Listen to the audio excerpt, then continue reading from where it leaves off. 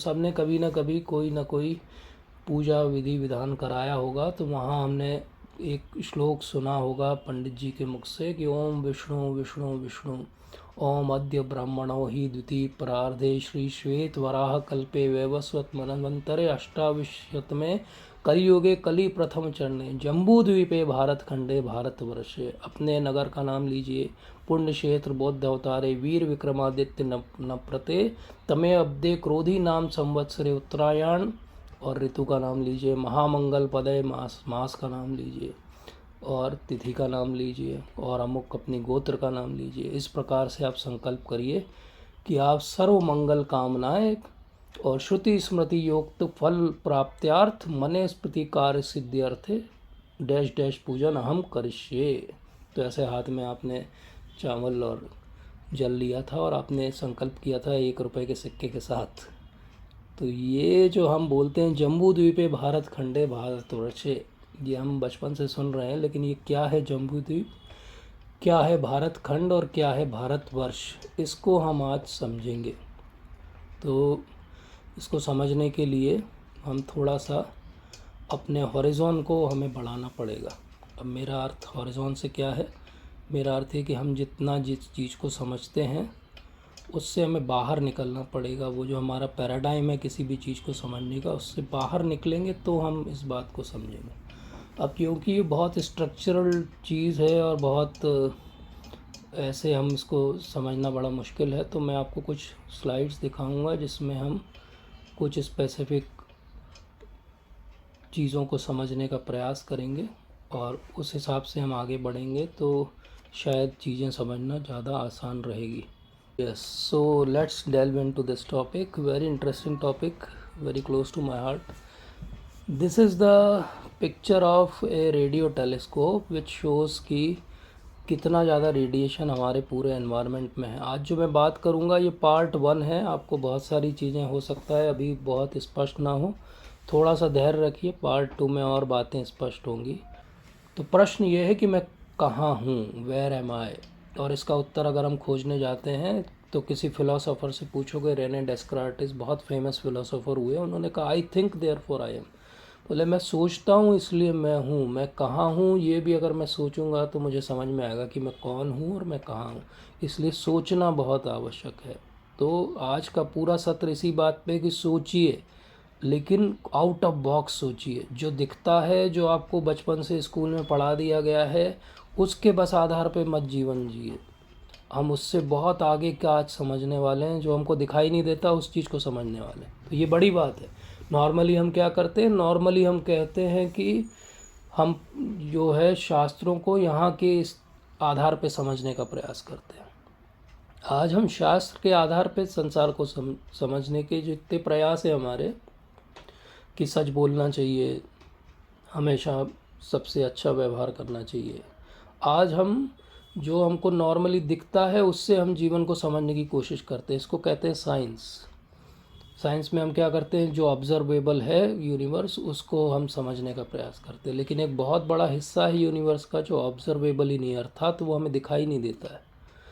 ये एक फ़ोटो है, 14 फरवरी 1990 को लिया गया था वॉयेजर 1 से। वो जो एक छोटा सा डॉट दिख रहा है वो क्या है, कोई बताएगा मुझे? इसको बोलते हैं पेल ब्लू डॉट। तो ये पेल ब्लू डॉट है हमारी अर्थ। वॉयेजर बहुत दूर हमारे सोलर सिस्टम के प्रेजेंट दूर पहुंच गया था और वहाँ से जो उसने पिक्चर भेजी तो हमारी अर्थ कैसी दिखाई देती है, एक छोटा सा डॉट है बस। और दूर जाएगा वॉयेजर तो ये डॉट भी दिखना बंद हो जाएगा। अब हमको जितना संसार दिखाई देता है, क्या वो इनफ है? उतना ही संसार दुनिया में बना है। तो हबल टेलीस्कोप सबसे बड़ा टेलीस्कोप है और वो कितनी दूर तक देख सकता है आप इस डायग्राम में देख सकते हो। तो उसके बियॉन्ड भी बहुत कुछ है जो साइंस जानती और मानती है कि वो हमें कभी भी दिखाई नहीं देगा, क्योंकि हमसे बहुत दूर है। देखने की बात कर रहे हैं हम, पहुंचने की बात ही नहीं कर रहे। तो हम कितना देख सकते हैं? अपने सारे गैजेट यूज़ करके 14 बिलियन लाइट ईयर्स दूर तक हम देख सकते हैं। अब मैं बहुत टेक्निकलिटी में नहीं जा रहा, लेकिन 14 बिलियन लाइट ईयर्स दूर तक देखने का मतलब है 14 बिलियन लाइट ईयर्स पहले अर्थ कैसी थी, या ईयर्स पहले अर्थ कैसी थी, उसको हम ऑब्जर्वेबल यूनिवर्स में दूर से देख सकते हैं। हमको हमेशा याद रखना चाहिए कि हमको लाइट के रूप में जो चीज़ दिखाई देती है, वो लाइट जो हमारे पास आ रही है और रेटिना में अंदर जा रही है उतना दिखाई देता है, ये याद रखिए। अगर सूरज भी गायब हो जाएगा तो आपको 8.4 मिनट के बाद पता चलेगा कि सूर्य देवता अस्त हो गए हमेशा के लिए। अर्थात जो हमको ऊपर तारे दिखाई देते हैं वो आज उस स्थिति में नहीं है, वो तो बहुत बिलियंस ऑफ ईयर्स पहले उस स्थिति में थे, क्योंकि लाइट तो बहुत देर से हमारे पास पहुंच रही है, तब तक उनकी लोकेशन चेंज हो चुकी है। तो इसलिए जो दिखाई देता है क्या वस्तु स्थिति वही है संसार की, तो हम जानते हैं कि ऐसा नहीं है। और एक और बहुत बड़ी बात है, बहुत सारा पार्ट है जो दिखाई ही नहीं देता है। ओवरऑल अगर हम देखें तो केवल 5% यूनिवर्स को हम देख सकते हैं, जो स्टार प्लैनेट्स के रूप में लाइट रिफ्लेक्ट करके हमारे पास या लाइट जनरेट करके हमारे पास तक भेजते हैं। उसके अलावा एक बहुत बड़ा हिस्सा है यूनिवर्स का, साइंस भी मानता है, जो डार्क एनर्जी और डार्क मैटर के फॉर्म में। इसका मतलब 95% यूनिवर्स को तो साइंस कभी देख ही नहीं पाएगी, क्योंकि वो डार्क है और दिखाई नहीं देगा, क्योंकि वो लाइट जनरेट करता ही नहीं। और क्योंकि वो डार्क है और डार्क मैटर और डार्क एनर्जी, इसका मतलब क्या हुआ, इसका मतलब कि ये हुआ कि कभी भी हमें उसके बारे में कोई भी जानकारी पुष्टि के तौर पे कभी समझ में नहीं आएगी। थोड़ी बहुत दिखाई देगी, उससे कुछ कुछ थ्योरी बन जाएंगी, लेकिन बेसिकली डार्क मैटर और डार्क एनर्जी के फिनोमेना को हम अभी स्क्रैच भी नहीं कर पाए सरफेस को, अर्थात हम जानते ही नहीं हैं। इसका मतलब क्या हुआ, इसका साफ साफ मतलब हुआ कि सारे दुनिया के सारे तारों के बारे में, तारा मंडलों के बारे में, ग्रहों के बारे में अगर आप पढ़ भी लोगे तो आपका कोर्स केवल 5% कंप्लीट हुआ है, और 5% कोर्स पढ़ के कोई पास नहीं हो सकता। इसका अर्थ ये कि साइंस ने तो खुद ही ये सेल्फ डिफीट मान लिया है कि उसके पास उतने रिसोर्सेज और गैजेट्स ही नहीं हैं कि वो दूर तक देख पाए, बहुत पीछे तक देख पाए, या सब चीज़ें देख पाए। ये साइंस खुद अपनी लिमिटेशंस को कॉस्मोलॉजी में मानती है, और इस लिमिटेशन को मानने के बाद भी, ये आपको बड़ा कॉम्प्लेक्स टाइप का स्ट्रक्चर दिख रहा है, ये पार्टिकल एक्सेलेरेटर बोलते हैं इसको। इससे बहुत सारे वो cosmological particles initially big bang के टाइम कैसे होंगे उसकी स्टडी की जाती है। आप में से जो इंजीनियरिंग या साइंस के स्टूडेंट हैं वो जानते हैं कि लीनियर एक्सेलेरेटर्स बहुत कॉस्टली होते हैं मेंटेन करना। इनकी एक बार की साइकिल, एक बार का जो एक्सपेरिमेंट होता है वो बिलियंस ऑफ डॉलर्स खर्च होते हैं उसमें।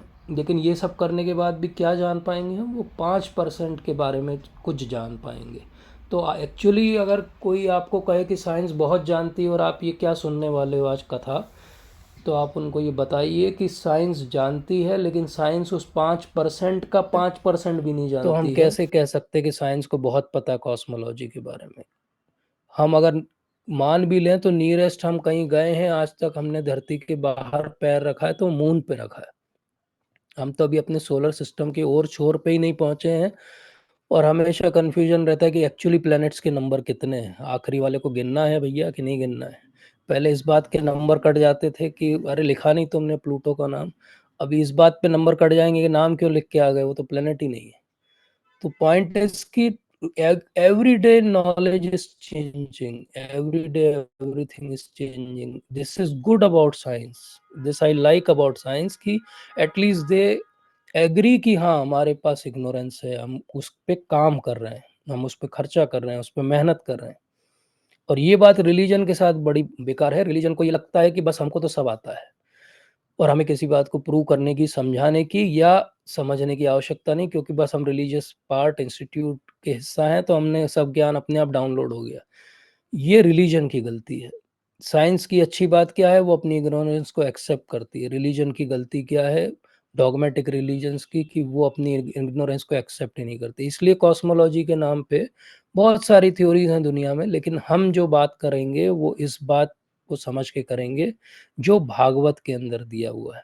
अब आप कहोगे भागवत से ही क्यों करेंगे, क्योंकि हमने जब पहला सेशन लिया था तब हमने डिसाइड किया था कि हमारी जो एविडेंस है वो भागवत है।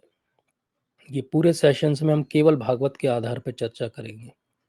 तो भागवत के आधार पे भगवान श्री कृष्ण परम पुरुषोत्तम भगवान है, और उनके बहुत सारे असंख्य अवतार हैं, उनमें से कुछ अवतारों के दर्शन हमको यहाँ हो रहे हैं। लेकिन इन असंख्य अवतारों के अलावा भी भगवान के वो अवतार हैं जो इस पूरी सृष्टि का सृजन करते हैं, इस सृष्टि का पालन करते हैं और इस सृष्टि का संहार करते हैं। ये वाली पिक्चर हम सब ने देखी होगी।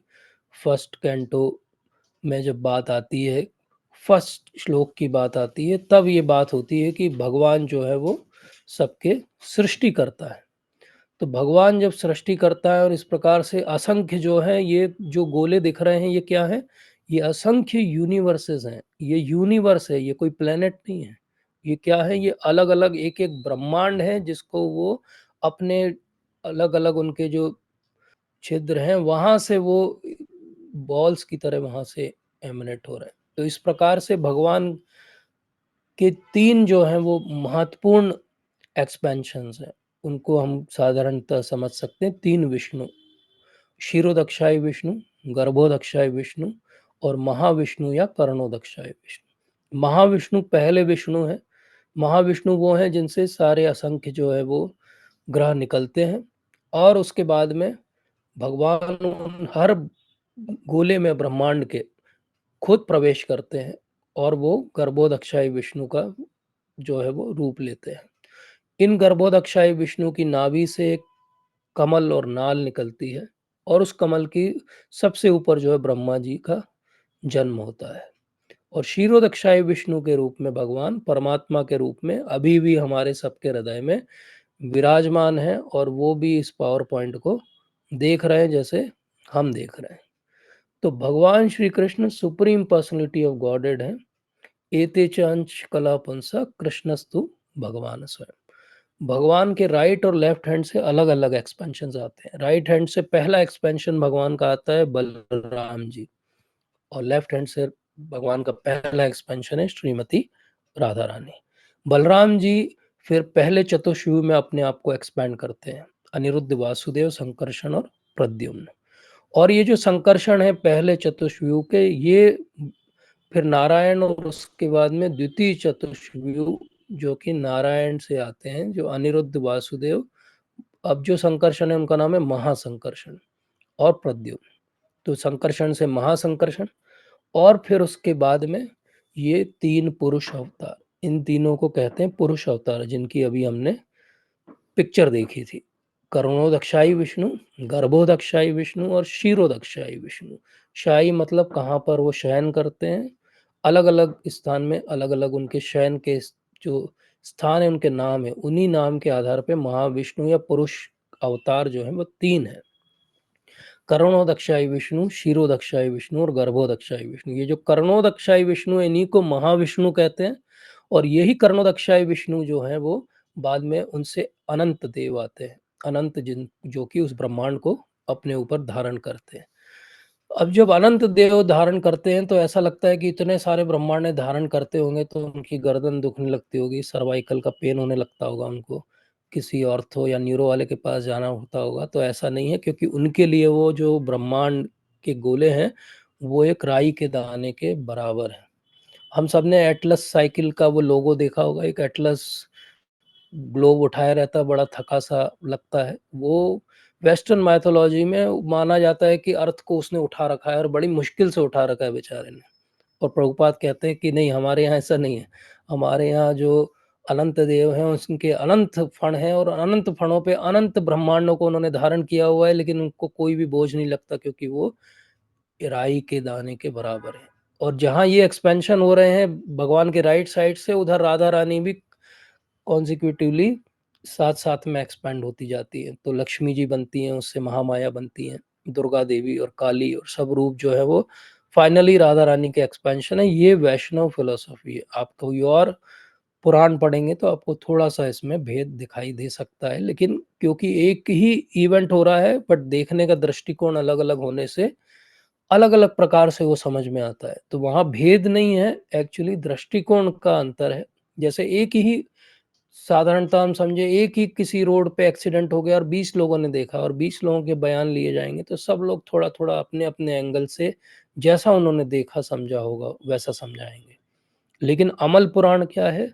अमल पुराण है भागवत। इसलिए भागवत क्या कहती है? ये भगवान के जो तीन पुरुष अवतार हैं बहुत महत्वपूर्ण है: कर्णोदक्षाय विष्णु, गर्भोदक्षाय विष्णु और क्षीरोदक्षाई विष्णु। आप में से जिन्होंने पहले भी ये नाम सुने होंगे उनको इतना मुश्किल नहीं जाएगा, लेकिन जिन्होंने पहली बार सुने उनको मैं फिर से पिक्चर दिखा रहा हूँ। महाविष्णु भगवान से आते हैं, वो पहले एक्सपेंशन है। गर्भोदक्षाई विष्णु सेकंड एक्सपेंशन है और क्षीरोदक्षाई विष्णु तीसरा एक्सपेंशन है। महाविष्णु के पोर से सारे ब्रह्मांड निकलते हैं गोले के रूप में। गर्भोदक्षाई विष्णु हर इस गोले में प्रवेश कर जाते हैं और शयन करते हैं वो गर्भोदक ओशन में, और उनकी नाभि से एक नाल निकलती है जिसपे ब्रह्मा जी आसीन होते हैं। और क्षीरोदक्षाय विष्णु हम सबके हृदय में परमात्मा के रूप में विराजमान है, उपद्रष्टा, अनुमंता, भर्ता, भोक्ता, महेश्वरा। तो जैसे हमने देखा कि तीन विष्णु होते हैं, ऐसे ही मटेरियल वर्ल्ड के भी तीन जो हैं वो मैनिफेस्टेशंस होते हैं। एक प्रधान होता है रूट मैटर। अब मैं बहुत डेप्थ में अभी नहीं जाना चाहता, नहीं तो बहुत बोरिंग हो जाएगा सबके लिए, लेकिन जिन लोगों को इच्छा है वो अलग से मुझसे पूछ सकते हैं। I will be very happy to tell you. प्रधान जो है वो रूट मैटर है, जब कोई मिक्सिंग नहीं हुई है और कोई मैनिफेस्टेशन भी नहीं, मतलब दिखाई भी नहीं दे रहा है और मिक्स भी नहीं हुआ है। तीनों गुण जो है अनमिक्स फॉर्म में है और अनमैनिफेस्टेड फॉर्म में है। प्रकृति उसका सेकंड स्टेप है। ये प्राइमल मैटर है, इसको साधारण तरह समझे तो गुण जो है वो मिक्स हो गए हैं लेकिन अभी भी दिखाई नहीं दे रहे। और महत तत्व जब गुण मिक्स भी हो गए और मैनिफेस्ट भी हो गए, दिखने भी लगे, मतलब कि सृष्टि दिखने लगी है। अब ये क्या है, इसको साधारण तरह समझे। तीन गुण जो होते हैं वो क्या होते हैं? तीन गुण हम सबने समझा हुआ है, रजोगुण, तमोगुण और सत्वगुण। ये तीन गुणों से पूरा ये संसार बनता है। अब हमने पिछले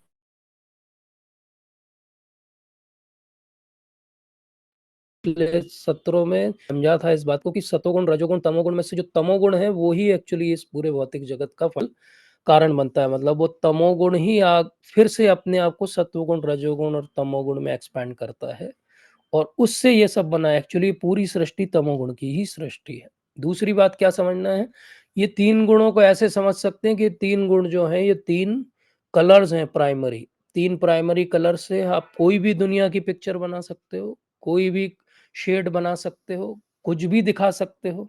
ऐसे ये तीन गुणों से पूरा संसार बना है। ये तीन गुण, ये तीन रस्सियां हैं जिन्होंने हमको बांधा भी हुआ है। ये तीन गुण, ये सब जो कुछ दिख रहा है संसार में आपको, ये केवल तीन गुणों का मिक्सचर है। जब वो मैटर के साथ एजिटेट होता है, एक्टिवेट होता है, तो वो मैटर के साथ में पूरी सृष्टि का निर्माण कर देता है। ये सृष्टि कैसी दिखती है? जिसकी जैसी दृष्टि होती है वैसी उसकी सृष्टि दिखाई देती है। दृष्टि से सृष्टि दिखाई देती है। आपकी दृष्टि कैसी है वो बताएगा कि आपको कैसी सृष्टि दिखाई देगी। इसलिए तीनों गुणों को, और ये बात ऐसा नहीं कि प्राइमोर्डियल जो अनमैनिफेस्ट फॉर्म है इसको हम केवल मान रहे हैं रिलीजन में, या हम केवल मान रहे हैं फिलोसफी में। ये साइंस में भी माना जा रहा है। एक्चुअली बिग बैंग के जस्ट पहले कहा जाता है कि एक सिचुएशन होती है, इसको कहते हैं सिंगुलरिटी। सिंगुलरिटी में ना फिजिक्स के रूल लगते हैं ना कुछ और लगता है। सिंगुलरिटी ऐसी सिचुएशन होती है जहाँ कुछ भी और नहीं समझ में आता है। मतलब आप कोई फॉर्मूला ही नहीं लगा सकते क्योंकि वहाँ पे कोई फॉर्मूला काम ही नहीं करेगा। फॉर्मूला तो तब काम करेगा जब रूल्स चलेंगे। तो वो जो प्राइमोर्डियल फ्लक्चुएशंस कहा उन्होंने साइंस में, और उसी बात को हमने प्राइमोर्डियल मैटर बोला। तो क्या बहुत अंतर है हमारी समझ में? नहीं है। वही प्रधान जो रूट मैटर है, वही रूट मैटर अनमैनिफेस्ट फॉर्म में, उसी को यहाँ पे बोला गया कि वो प्राइमोर्डियल फ्लक्चुएशन है। अब गर्भोदक्षाई विष्णु ने बहुत सारी यूनिवर्स बना दी और हर यूनिवर्स के अंदर जो है वो, जब उन्होंने एंटर किया तो उनके लोटस पे एक एक जो है ये भी आ गए, ब्रह्मा जी भी आ गए।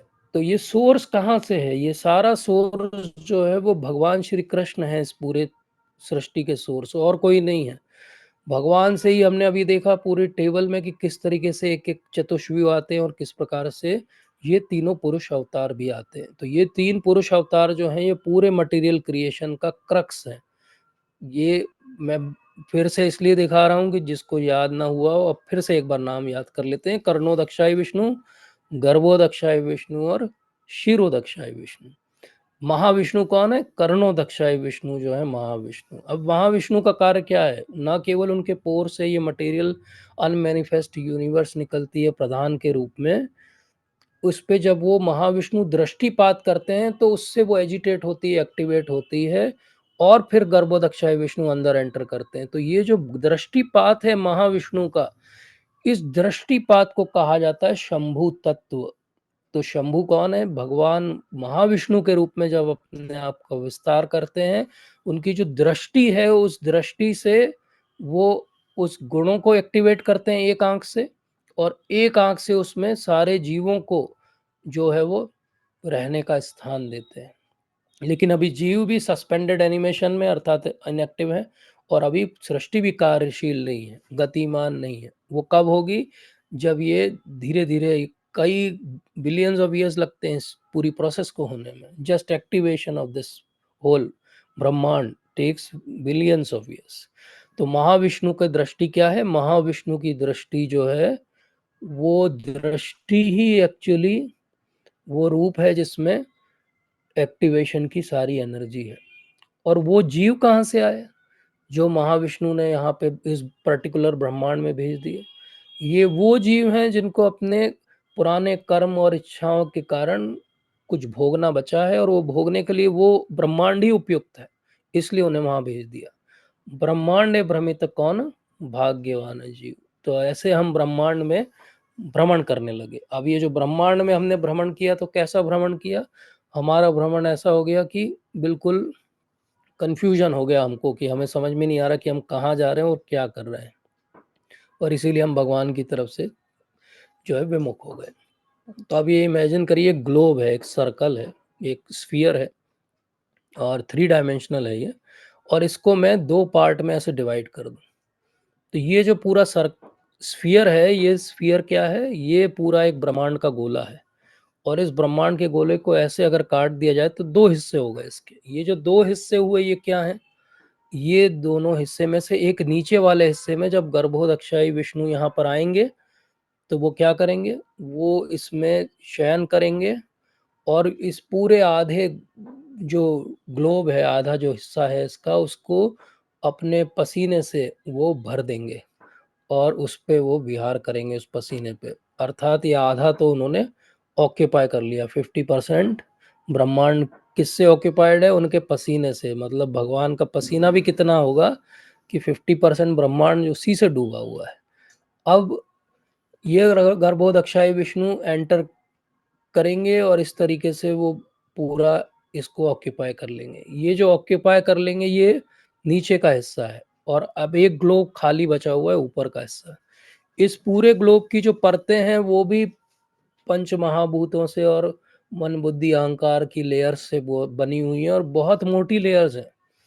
कोई सोचे कि मैं बस एक रॉकेट लूंगा, उसको लॉन्च करूंगा, और कुछ हजारों लाखों सालों में मैं इस भेद दूंगा, तो यूनिवर्स को भेद पाना किसी भी फिजिकल मेथड से असंभव है, क्योंकि ये दुर्ग है। दुर्ग का क्या अर्थ होता है? दुर्ग मतलब एक ऐसा किला जो अभेद्य है, और इसकी इंचार्ज हैं दुर्गा देवी। तो दुर्गा देवी को वैसे भी आप ऐसे चीटिंग करके यहाँ से भाग नहीं सकते। यहाँ से भागने का तरीका हम क्लास के अंत में समझेंगे।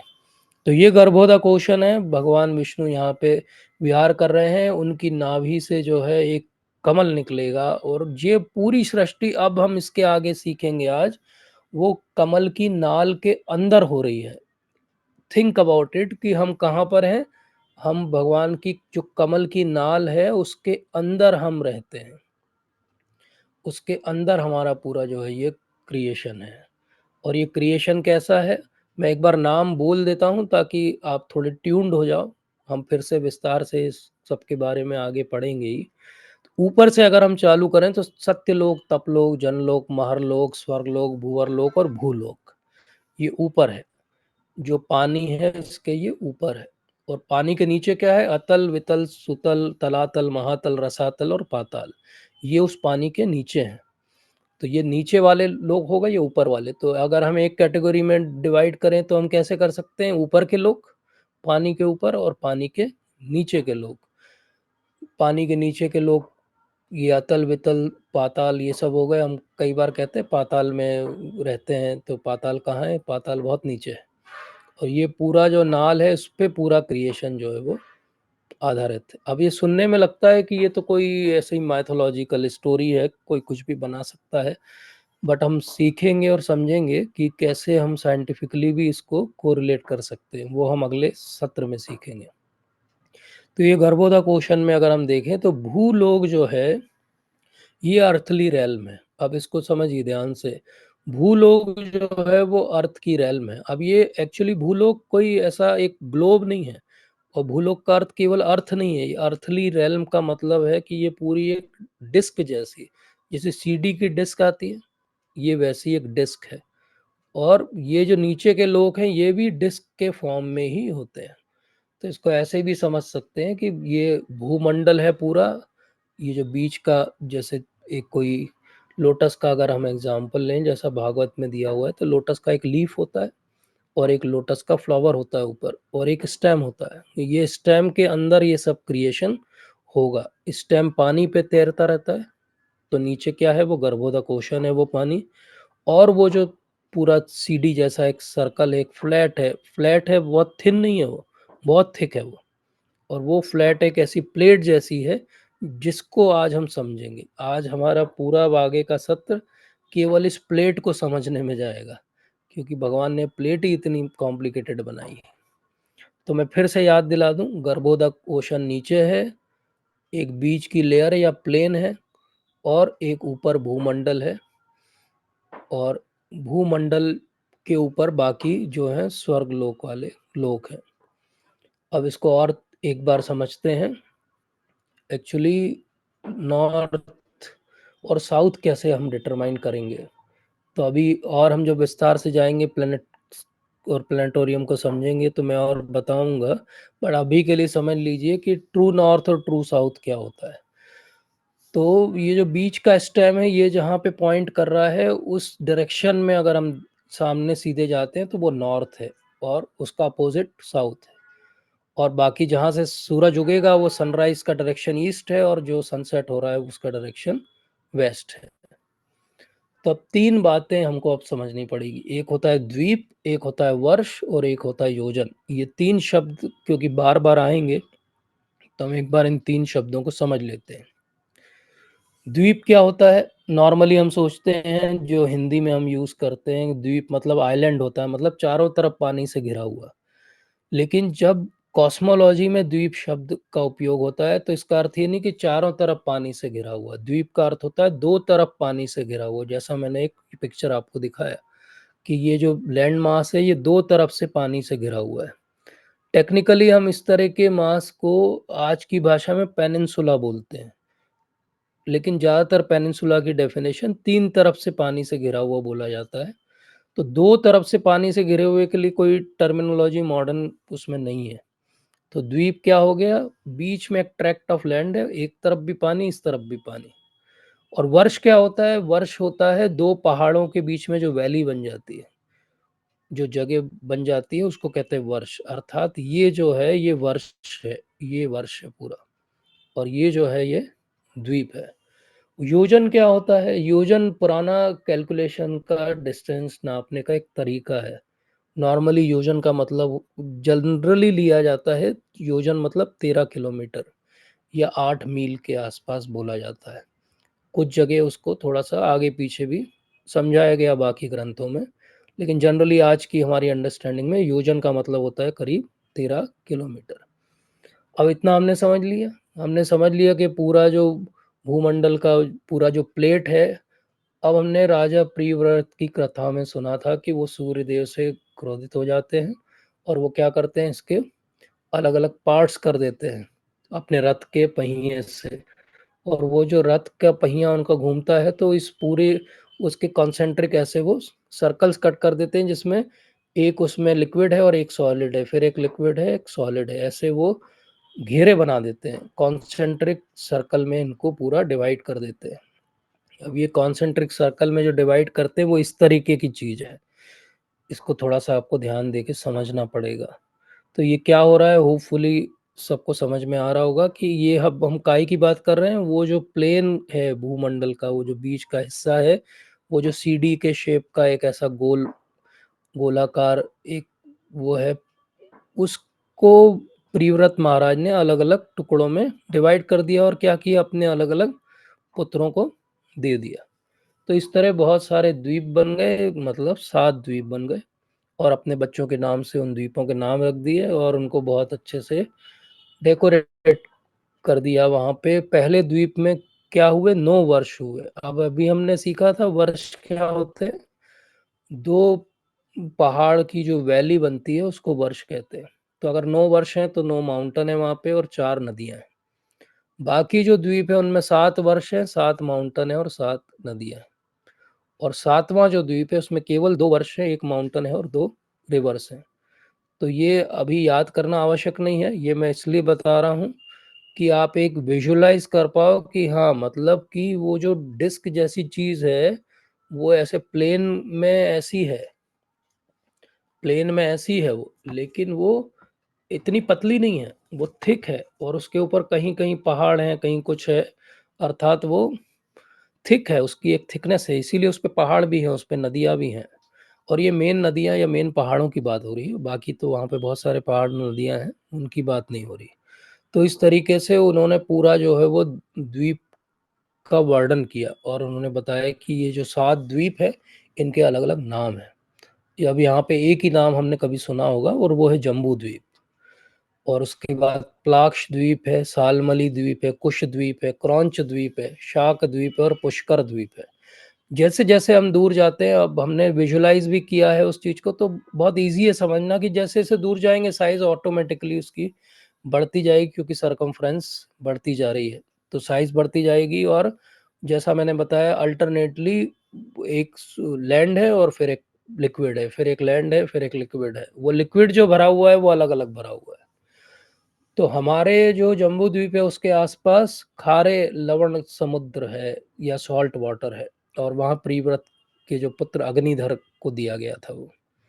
उसके बाद जो है वो शुगर केन फ्लेवर्ड है, उसके बाद जो है वो लिकर फ्लेवर्ड है।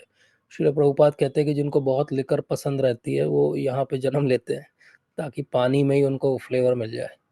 क्लैरिफाइड बटर है उसके बाद, मतलब छाछ जैसा है, फिर मिल्क है, फिर एमल्सिफाइड है, दही जैसा है, और फिर उसके बाद स्वीट ड्रिंकिंग वाटर है। तो इस तरीके से किसी को लग सकता है कि बहुत ही ज़्यादा इमेजिनेशन हो गया अब तो, बोले now we should stop imagining, क्योंकि शुगर कैन का जूस कहाँ से आ गया इतना सारा कि वहाँ भर गया। पर उसका भी डिस्क्रिप्शन और रीज़न आगे हमको समझ में आएगा। इजी वे में समझना हो तो बीच का जो हिस्सा है वो जम्बू द्वीप है जिस पे हमको ध्यान देना है, और बाकी उसके पेरिफेरी में द्वीप हैं 7 जिनके नाम अभी हमने देखे, और क्या क्या उनके अंदर भरा हुआ है लिक्विड वो भी हमने देख लिया। तो इस तरीके से भूमंडल, और ये पूरे भूमंडल का पूरा मैप है। और इसको और इजी तरीके से देखें तो इस प्रकार से है। तो भूमंडल एक्चुअली जम्बू द्वीप जो है बीच का द्वीप बहुत बड़ा नहीं है, वो बहुत छोटा सा द्वीप है वो। अगर हम उसको इस तरह से समझें तो ये बीच का सर्कल है। अब हम कहाँ आ गए हैं, अब हम जूम कर रहे हैं, अब उस डिस्क में हम जूम कर रहे हैं सबसे सेंटर में, जहाँ पे केवल अब हमको जम्बू द्वीप दिखाई दे रहा है। अब जम्बू द्वीप को जब हम देखते हैं तो इमेजिन करना पड़ेगा आपको, जैसे एक सीडी है और वो जो होल रहता है सीडी का बीच में, उससे एक जो है ऐसा इन्वर्टेड ऐसा स्ट्रक्चर है कोनिकल टाइप का, और ये पहाड़ है एक। और ये पहाड़ कैसा है, ये सॉलिड गोल्ड का बना हुआ पहाड़ है, और ये सॉलिड गोल्ड के पहाड़ को सुमेरु कहते हैं। और इस सुमेरु, थोड़ी सी उसकी फाउंडेशन भी है, क्योंकि इतना बड़ा पहाड़ है तो थोड़ी फाउंडेशन भी होना चाहिए, मतलब वो जो नीचे भी है और बहुत सारा वो ऊपर भी है। करीब 84,000 योजन ऊंचाई है इसकी। और ये आसपास जो डिस्क है, ये डिस्क को कहते हैं हम जम्बू द्वीप। अब हम आगे की जो भी चर्चा आज करेंगे वो अब कॉन्सेंट्रेट होके जम्बू द्वीप की करेंगे। तो मैं फिर एक बार आपको याद दिला दूं हम कहाँ पहुंच गए। हमने देखा था कि एक ब्रह्मांड है, पूरा अंडा है, उसका एक बीच में से अगर बाइसेक्शन किया जाए उस स्फीयर का, तो वो जो एक प्लेन बनेगा उस प्लेन के अंदर 7 कॉन्सेंट्रिक जो है द्वीप थे, अर्थात लैंड के ट्रैक थे, और बीच बीच में उनमें अलग अलग वस्तुएं भरी हुई हैं। उनका जो सबसे बीच का हिस्सा है उसका, वो हम आज अभी देख रहे हैं, उसको कहते हैं जम्बू द्वीप। तो ये हमारा जम्बू द्वीप है, ये सुमेरु या मेरू माउंटेन है। और ये जो मेरू माउंटेन, इसका जो टॉप है, जो सबसे बढ़िया पेंट हाउस है, वो ब्रह्मा जी और जो लोकपाल हैं उनके पास दिए हुए हैं। मतलब होता भी है, सिविल लाइंस में सबसे बड़े ऑफिसर्स रहते हैं, सबसे पॉश कॉलोनी में सबसे जो धनी मानी लोग रहते हैं वो रहते हैं। तो इसी प्रकार से ब्रह्मपुरी जो है वो सबसे ऐश्वर्यपूर्ण नगरी है, तो वो सबसे ऊपर है इसके। इसको अगर कभी आपको इमेजिन करना हो और याद रखना हो तो कैसे रख सकते हैं, अगर आपने कमल की पंखुड़ियों को कभी खोल के देखा हो तो उसका जो बीच का पेरिकाप रहता है, उसका शेप एग्जैक्टली ऐसे ही रहता है। इसीलिए हम कमल की इतनी पूजा करते हैं, क्योंकि कमल हमें पूरे ब्रह्मांड की संरचना को सिखा सकता है। तो ये इसके टॉप पे ब्रह्मपुरी के पेंट हाउसेज हैं, लेकिन वहाँ अभी हम बात नहीं करेंगे। हम जहाँ रहते हैं नीचे, वहाँ की बात करते हैं, जहाँ खारे पानी का समुद्र है हमारे आसपास। ये भूमंडल है। एक बार फिर मैं विजुलाइज ठीक से हो जाए और सबको समझ में आ जाए, इसके लिए फिर से मैं दिखा रहा हूँ। ये भूमंडल है बीच का, और जो बात हम कर रहे हैं इसके सबसे सेंटर में एक पहाड़ है, सुमेरु या मेरू पर्वत, उसकी बात करें। तो क्या हम फ्लैट अर्थ की बात कर रहे हैं? क्या हम ऐसी बात कर रहे हैं कि अच्छा धरती गोल नहीं है? सर गलत, धरती तो फ्लैट है। फ्लैट अर्थ के बहुत सारे प्रोपोनेंट हैं अमेरिका में, पूरी फ्लैट अर्थ सोसाइटी है। पुराने ज़माने में लोग मानते थे कि अगर हम कोई अपना जहाज़ लेके चलते जाएंगे तो एक समय जो है वो समुद्र ऐसे नीचे गिर रहा होगा और हम भी वहाँ गिर जाएंगे स्पेस में, और फिर हमको कोई ढूंढ नहीं पाएगा। तो लोग ऐसा सोचते थे कि फ्लैट है अर्थ, पूरी जो है फ्लैट है अर्थ।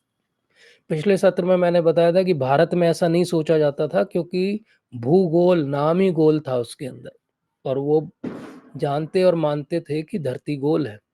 अब जब धरती गोल है तो फिर ये कहाँ से फ्लैट आ गया? ये फ्लैट का रोल क्या है फिर? तो इसको अब हम समझते हैं। फिर से हम इस डायग्राम पे आते हैं। ये सुमेरु माउंटेन है हमारा, और इस सुमेरु माउंटेन का जो जम्बू द्वीप है उसके अंदर भी बहुत सारी इंटरेस्टिंग चीज़ें हैं। सुमेरु माउंटेन की एक फाउंडेशन है नीचे जो दिखाई नहीं देगी, और एक ऊपर है जो हमको दिखाई देती है। उसके आसपास भी जैसे लोटस के पेरिकाप के आसपास छोटे छोटे वो पोलन स्टिक्स और वो सब रहते हैं, उसी प्रकार से यहाँ भी जम्बू द्वीप के आसपास छोटे छोटे बहुत सारे माउंटेन्स हैं।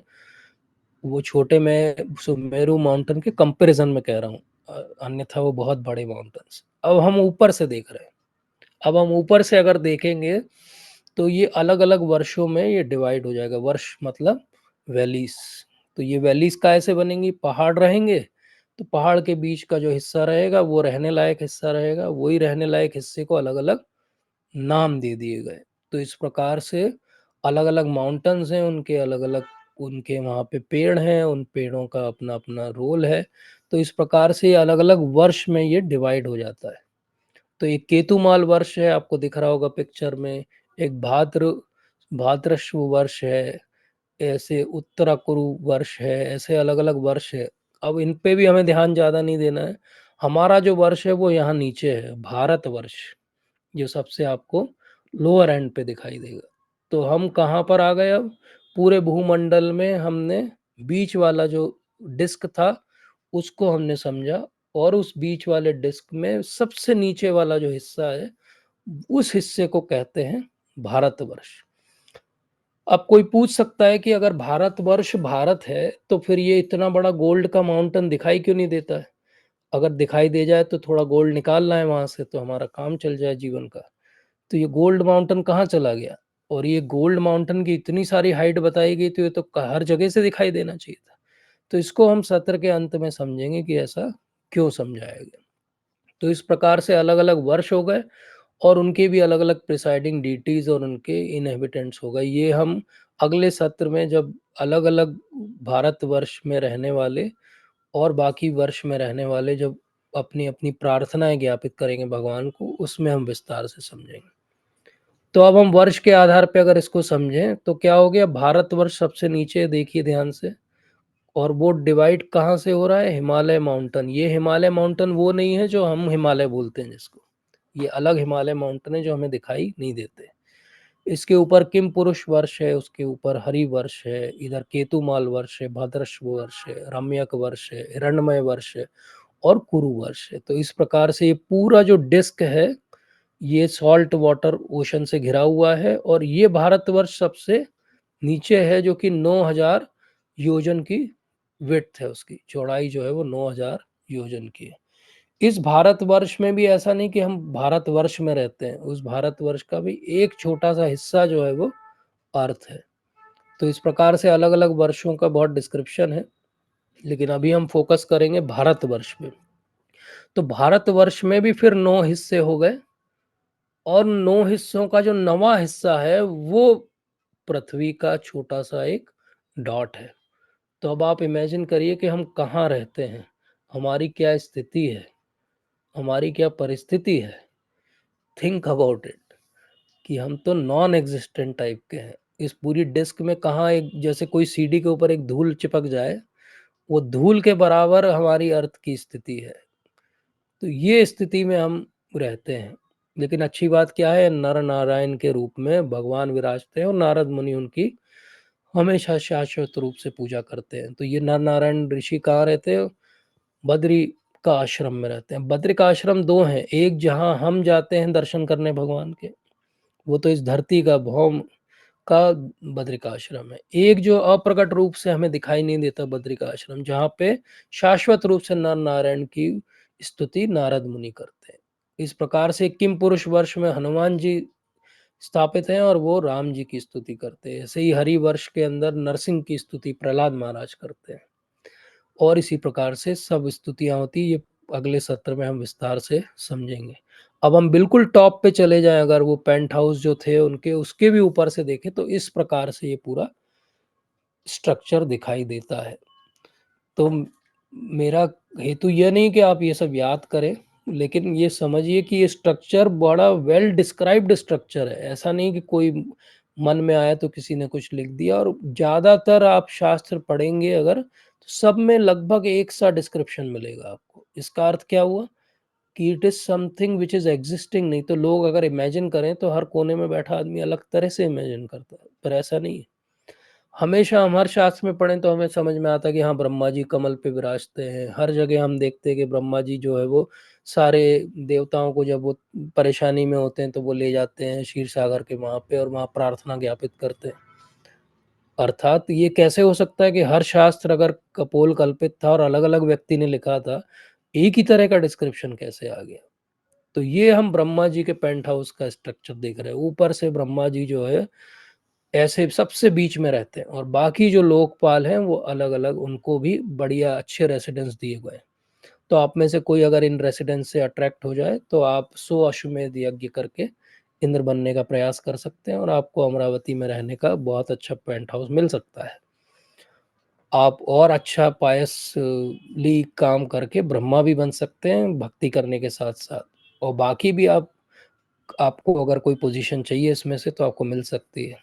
किसी को बहुत धन से प्यार है तो वो कुबेर भी बन सकता है। अब लगभग इसी टाइप का डिस्क्रिप्शन आप देखोगे एंशिएंट कॉस्मोलॉजी का। इस्लामिक भी है, उसमें भी ये लेयर्स हैं, उसमें भी एक प्लेन है, उसमें भी एक स्ट्रक्चर है।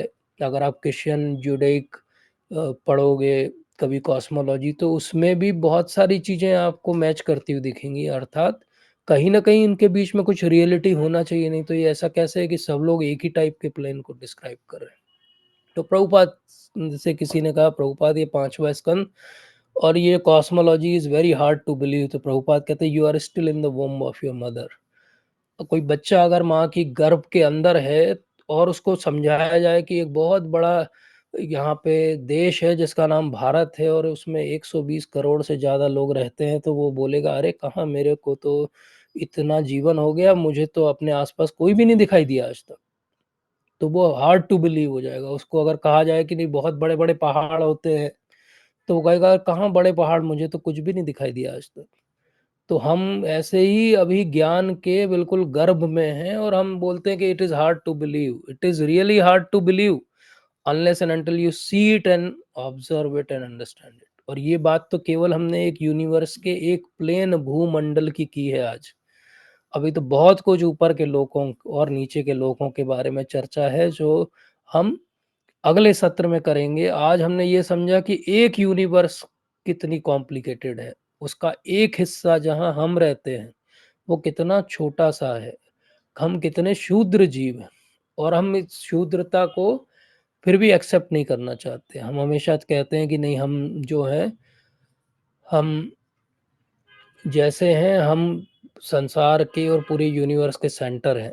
अब इमेजिन करिए, क्या हम रियली इस यूनिवर्स के सेंटर हैं, कि हम बिल्कुल एक छोटा सा पेल ब्लू डॉट हैं जो साइंस हमें कहती है, या हम भारतवर्ष के आखिरी के नवे छोर में बिल्कुल छोटा सा एक धूल की कण की तरह लटके हुए हैं, या हम वो असंख्य जीवात्माओं में से एक जीवात्मा है जो किसी प्रकार से यहाँ फंस गई है और अब यहाँ से निकलने का रास्ता उसे नहीं मिल रहा है। अब हम अपनी आइडेंटिटी कैसे डिस्क्राइब करते हैं वो हमको सोचना पड़ेगा। लेकिन ज़्यादा और सबसे ज़रूरी बात क्या है कि अगर ये स्ट्रक्चर इतना कॉम्प्लिकेटेड है तो यहाँ से निकलना तो सच में दूभर काम है। एक बार आके फंस गए हैं तो निकलना बड़ा मुश्किल है। दुर्गा देवी नहीं छोड़ेंगी।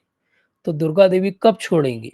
तो दुर्गा देवी तभी छोड़ेंगी जब हम भगवान श्री कृष्ण की आराधना करेंगे। जब हम भगवान की आराधना करते हैं और हरे कृष्ण कृष्ण कृष्ण हरे हरे, हरे राम राम राम हरे हरे करते हैं, तो क्या कर रहे हैं? हम हर बार भगवान को एक मैसेज भेज रहे हैं। जब भी हम सिंसियरली चैंटिंग कर रहे हैं कि भगवान मैं यहाँ पे फंस गया हूँ, लेकिन आपकी कृपा हो जाएगी और गुरु महाराज और भक्तों का संग हो जाएगा तो मैं यहाँ से निकल सकता हूँ। हर सिंसियरली बोला गया मंत्र ये सारी ब्रह्मांड की जितनी भी लेयर्स हैं उनको भेद के और पूरा ट्रैवल करके ब्रह्म ज्योति से और सब जगह से सीधे भगवान के चरणों तक पहुंचता है, राधा रानी तक पहुंचता है। एक सिंसियर क्राई हमको इस यूनिवर्स से बाहर निकाल सकती है।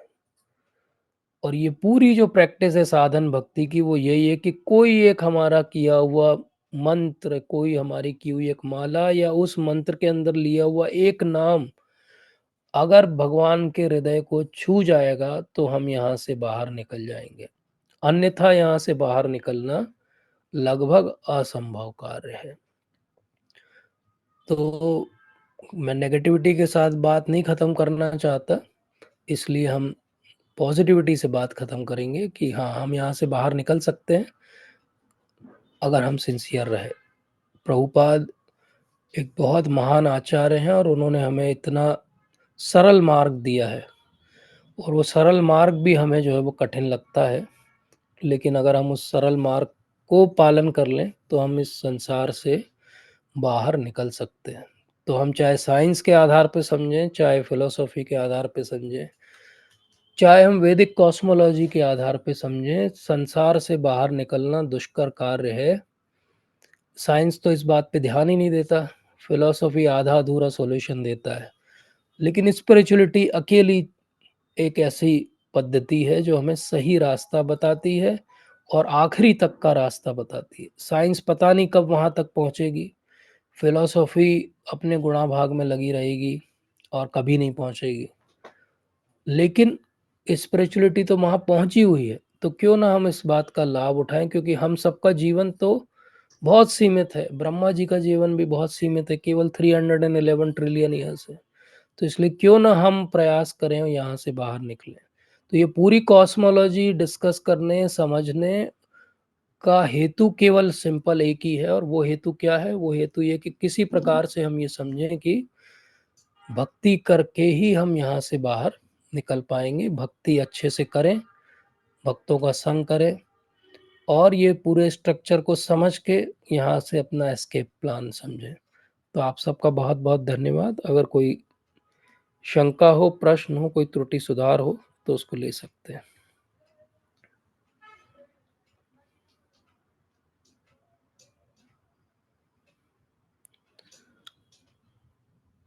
पवित्र नरहरि प्रभु जी।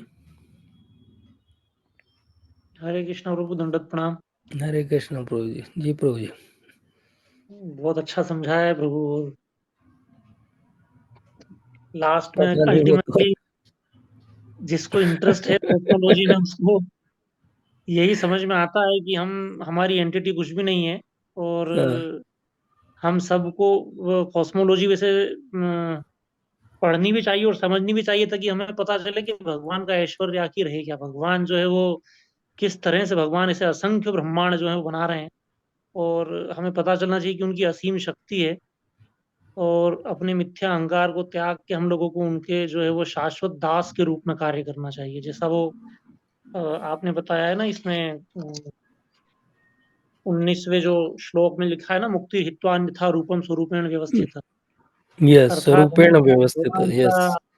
शाश्वत दास जब हम ये समझेंगे, जैसा आपने बताया कि डिस्क के ऊपर जैसे एक धूल चिपक जाती है, ऐसा वो पृथ्वी है, तो भारतवर्ष बिल्कुल नीचे है, और उसमें भी फिर पृथ्वी जो है वो बिल्कुल एक डॉट है, और उस पृथ्वी में कहीं ना कहीं जो है वो हमारा भारत देश है, और उसमें फिर कहीं मध्य प्रदेश है, और फिर कहीं जबलपुर है। तो यस। मतलब हम तो वो धूल के कण जो है वो भी मतलब नहीं, अगर देखा जाए तो हमारा जो अस्तित्व है वो भी नहीं है। तो बड़ा अच्छा आज आपने समझा दिया, और बड़ा इंटरेस्टिंग था प्रभु। तो बस और एक दो सेशन और ले लीजिए ऐसे ही, ताकि बड़ा अच्छा लग रहा है, ताकि हम लोगों हाँ को प्रभु जी, इसको। अभी हम एक सेशन तो और लेंगे ही लेंगे। शायद जी 2 सेशन तो लेने ही हैं अभी। जी जी जी प्रभु जी, जी और जी। इन 2 सेशन में देखते हैं कितना हम कवर कर पाते हैं। ये बिल्कुल। थोड़ा-सा डिफ़िकल्ट टॉपिक भी है अंडरस्टैंड करने के लिए, लेकिन जैसा मैंने शुरू में ही कहा, बहुत इंटरेस्टिंग टॉपिक भी है। तो इंटरेस्टिंग। लेट्स होप कि फीडबैक आप लोग दीजिए कि आपको कितना इसको ग्रैस्प करने में ईज़ी रहा। क्या चीज़ नहीं समझ में आई जिसको और एक्सप्लेन करना चाहिए, या क्या और आपको कोई हरे डायग्राम कृष्णा चाहिए जी, इसमें, या दंडवत प्रणाम। कोई बात और समझनी चाहिए तो नहीं, बताइए आप। बहुत अच्छे से समझाया प्रभु, बस इसमें हम जम्बू द्वीप को ही थोड़ा और हाँ, जो हाँ, वो हम। हम अगले सत्र में समझेंगे। मैं बिल्कुल बहुत ओवरवेलमिंग नहीं करना चाहता था, इसलिए मैंने थोड़ा-सा उसको अभी कर्टेल करके रखा है। हम जी जी। अगली बार फिर से जब ये बात यहाँ तक रिवाइज़ कर लेंगे और फिर हम आगे बढ़ेंगे, तो जम्बूद्वीप को बहुत विस्तार से समझेंगे, भारत खंड को समझेंगे, भारतवर्ष को समझेंगे। तो बातें और स्पष्ट हो जाएँगी कि भारतवर्ष की स्पेशलिटी क्या है। अब जो लोग अगले सत्र में किसी कारण से नहीं आ पाएँगे, उनको भारतवर्ष की स्पेशलिटी मैं बता देता हूँ। भारतवर्ष की और पूरे ये जो हिस्सा है, इसकी स्पेशलिटी ये है कि यही एक स्थान है जहाँ पे हम भगवान की भक्ति बहुत आसानी से कर सकते हैं और यहाँ से छूट सकते हैं। ये लॉन्चिंग पैड है एक्चुअली इस पूरे ब्रह्मांड से बाहर जाने के लिए। क्योंकि बाकी जितने लोग हैं, इंक्लूडिंग भारतवर्ष के अलावा जो बाकी वर्ष हैं भूमंडल के, और बाकी भी जितने लोग हैं ऊपर के भी सारे प्लैनेट्स, उन सब में एक्चुअली हमने जो पुण्य कर्म किए होते हैं उनका भोग करते हैं। तो वो पुण्य कर्म भोगने की भूमिया है। लेकिन यही एक भूमि है जहाँ हम पुण्य कर्म अर्जित भी कर सकते हैं। यही भूमि है जहाँ हम अकर्म करके बाहर भी निकल सकते हैं। यही वो भूमि है जहाँ पे हम विकर्म करके और नीचे के स्थानों में भी गिर सकते हैं। तो ये हमको डिसाइड करना है कि basically what we want to generate from here. It is just like कि आपको एक फील्ड दे दिया गया, फील्ड ऑफ एक्टिविटी, या एक किसान है उसको एक खेत दे दिया गया। अब वो खेत में वो तम्बाकू भी उगा सकता है, वो अफ़ीम भी उगा सकता है, और उस खेत के अंदर वो एक बहुत अच्छा कुछ ऐसा फसल भी उगा सकता है जिसको वो भगवान को अर्पित करके ग्रहण कर सकता है। तो इसी प्रकार से हमको भी ये लिमिटेड टाइम दे दिया गया और एक लिमिटेड एरिया ऑफ एक्टिविटी दे दिया गया। अब इस एरिया ऑफ एक्टिविटी में आप क्या एक्ट करते हो वो फ्रीडम दे दी गई। जैसे कोई गाय को रस्सी से बांध दिया जाता है, तो गाय की रस्सी जहाँ तक जाती है उतने हिस्से में वो चर सकती है, उतने हिस्से में वो ग्रेस कर सकती है। ऐसे ही हमको भी हमारे पुराने कर्मों के कारण ये स्थान दे दिया गया। अब इस स्थान में मनुष्य योनि दे दी गई। अब इस मनुष्य योनि में ये मौका दे दिया गया कि भगवान की भक्ति करो, और कलयुग दे दिया गया, चैतन्य महाप्रभु और प्रभुपाद का संग दे दिया गया। सब बेस्ट बेस्ट बेस्ट दे दिया सबसे वर्स्ट व्यक्ति को, सबसे बैक बेंचर को, जो है वो पूरा पेपर आउट करके दे दिया कि ये कल पूछेंगे तुमसे एक क्वेश्चन बस। और वो एक क्वेश्चन क्या है? मृत्यु के समय क्या आपको भगवान याद आते हैं? अगर यस। आपको मृत्यु के समय भगवान याद आते हैं तो सब कुछ ठीक है फिर, और नहीं आते हैं तो ये पूरा जो बेस्ट पूरा अरेंजमेंट किया गया कि ये फेलियर बच्चा भी पास हो जाए, वो अरेंजमेंट जो है वो फेल हो जाएगा। इसीलिए इसको इस तरह से समझिए कि जब भगवान शिव तांडव करते हैं क्रोधित होके, तो वो तांडव क्या है? वो तांडव इस बात का क्रोध है कि भाई तुमको सबसे बेस्ट चीज दे दिया गया, सबसे बेस्ट टाइम दे दिया गया, बेस्ट रिसोर्सेज दे दिए गए, और तुम फिर भी फेलियर के फेलियर बने रहे। तो उनको इतना गुस्सा आता है कि वो पूरी सृष्टि खत्म कर देते, बोले जाओ अब तुम, अब फिर महाविष्णु के अंदर प्रवेश करो और बिलियंस ऑफ ईयर तक सोते रहो।